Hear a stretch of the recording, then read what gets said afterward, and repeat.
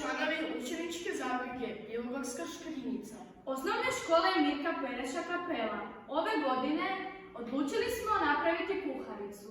Što kada ostane malo hrane od jučerašnjeg ručka? Jer hrana se ne baca.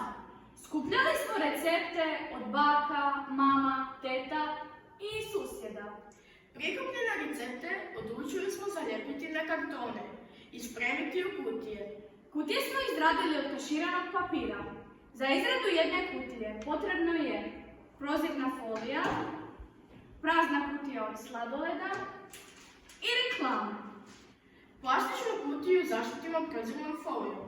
Slažemo slojeve od papira koji namočimo malo u vodu, metnemo na kutiju gdje su ostali papiri, namočimo sa drvofipsom i tako do 10 slojeva da bi kutija bila čvršća.